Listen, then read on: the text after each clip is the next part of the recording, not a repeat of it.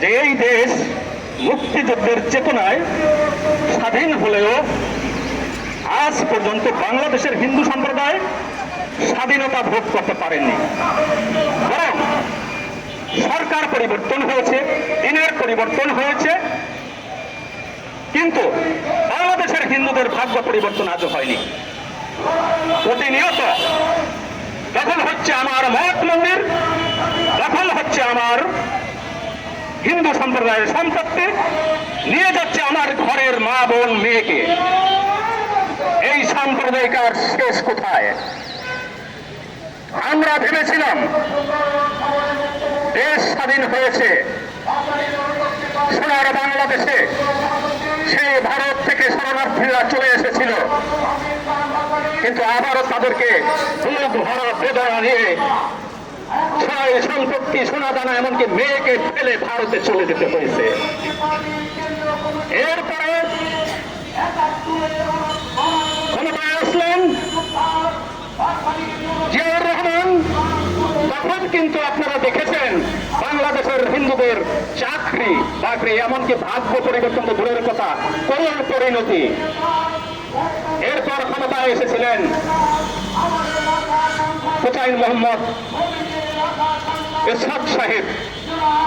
তার আমলে আমরা হিন্দুরা অনেক কিছু পেলেও কিন্তু তখন কিন্তু এই রাষ্ট্রের ধর্ম ইসলাম হয়েছিল। কোন রাষ্ট্রের ধর্ম হতে পারে, এটা আমার বোধগম্য নয়। হুসাইন মোহাম্মদ এরশাদ সাহেব হিন্দুদেরকে বহু কিছু দিয়েছিলেন, কিন্তু রাষ্ট্রকে ধর্ম দিয়েছিলেন, যেটা হিন্দুদের জন্য চরম ক্ষতি হয়েছে। আমি একটি রাজনৈতিক পরিবারের সন্তান, ইতিহাস জেনে রাজনীতি করি। আমি পূর্বে বলেছিলাম এই বাংলাদেশের হিন্দুদেরকে যারা নিরাপত্তা দেবেন, আমার সকল সনাতনী সম্প্রদায়, আপনারা সেই দলকেই সমর্থন করবেন। অনেক বিশ্লেষণ করে দেখলাম হিন্দুদেরকে ওইভাবে কেউ কিছু যায়নি, শুধু হিন্দুদের থেকে নিয়েছে। জাতীয় পার্টির আমলে হিন্দুরা পেয়ে এলো, আমি যেটা বললাম, তিনি কিন্তু হিন্দুদের মনে দুঃখ দিয়েছে। আবার শেখ হাসিনা সরকারের আমলে আজকে যে হিন্দুদের বাচ্চাগুলো আমাকে হুমকি দিয়ে যাচ্ছে, আমার সনাতনী মা বোনদেরকে হুমকি দিয়ে যাচ্ছে, সনাতনী ভাইদেরকে হুমকি দিয়ে যাচ্ছে, এই ইঁদুরের বাচ্চাগুলো তখন গর্তে লুকিয়েছিল। তখন শেখ হাসিনার বিরুদ্ধে সব থেকে আন্দোলন করে তুলছিলাম আমরা বাংলাদেশের সনাতনী সম্প্রদায়। গতকালকেও ডাইরেক্টলি ইনডাইরেক্টলি আমাকে হুমকি দেওয়া হয়েছে। অ্যাডভোকেট সুমন কুমার রায়কে হুমকি দেওয়া হয়েছে। আমরা নাকি জামাতের পৃষ্ঠপোষকতায় আজকের এই প্রোগ্রাম করেছি, আমরা নাকি সুবিধাভোগী, এবং আজকে নাকি যারা মানববন্ধনে এসেছে তাদেরকে মার্ক করা হয়েছে, তাদেরকে দেখে নিবে। মেসেজ আমার মোবাইলে আপনারা দেখতে পারেন। হারুনুর রশিদ সাহেবের কাছের লোক বলে পরিচয় দিয়ে আমাকে এই সব মেসেজ পাঠানো হয়েছে। আমি বলতে চাই, জন্মই হয়েছে মৃত্যুর জন্য, মৃত্যুর ভয় দেখে লাভ নেই,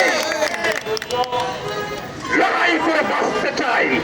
আজকে আমার ধর্মকে হারুনুর রশিদ সাহেব আপনি যেভাবে আঘাত করেছেন, আজকে যদি কোন সনাতনী সেইভাবে আপনার ধর্মকে আঘাত করত, তখন গোটা বাংলাদেশের মুসলমান সম্প্রদায় আপনারা কি করতেন?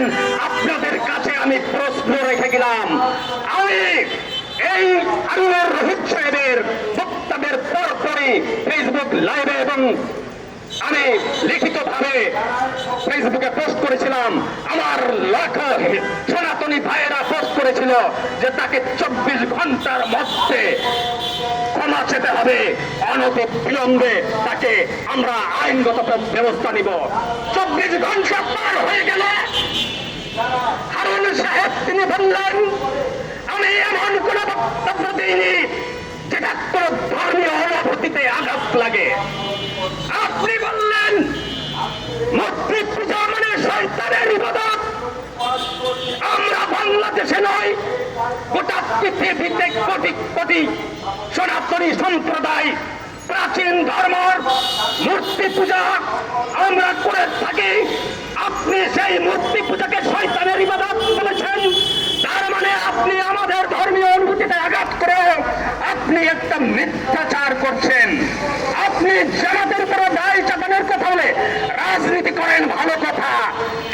রাজনীতিতে আপনি আমার ধর্মকে ছোট করবেন আর আমরা বসে থাকবো, এই চিন্তা ভুলে যান। আমরা যে দলই করি না কেন অন্যায়ের বিরুদ্ধে প্রতিবাদ করে তুলব। আপনারা জানেন শেখ হাসিনা পতনের 10 দিন আগে এই প্রেস ক্লাবের সম্মুখে বলেছিলাম বাংলাদেশের হিন্দুদের অভিশাপে, হরিজনদের অভিশাপে এই শেখ হাসিনার পতন অতি শীঘ্রই হবে। আপনারা দেখেছেন 10 দিন লাগেনি, শেখ হাসিনার পতন হয়েছিল। শেখ হাসিনা 17 বছরে যে অভিশাপ নিয়েছে, আপনারা মাত্র 13 বছরে তার দ্বিগুণ অভিশাপ গ্রহণ করেছেন। এখানে হিন্দু নির্যাতন, ওখানে হিন্দু নির্যাতন, ওখানে হিন্দু ধর্ষণ, বিএনপি হিন্দুদের কাছে ভোট চাচ্ছেন, কিন্তু হিন্দুদের ভোট আশা করছেন। হিন্দুদের নিরাপত্তার জন্য আপনারা কি করেছেন? আপনারা দেখিয়েছেন আমরা বিভিন্ন জায়গা হিন্দুদেরকে পাহারা দিচ্ছি, তাহলে পাহারা দিলে হিন্দু সম্প্রদায় নির্যাতিত কেন হলো? আপনাদের কাছে আমার প্রশ্ন। আমি বলতে চাই, আমার সংক্ষিপ্ত বক্তব্য এখানে শেষ করতে চাই, কারণ এখানে আরো যে কথাটি বলতে চাই, আমি হারুনুর রশিদ সাহেবকে যে মেসেজটি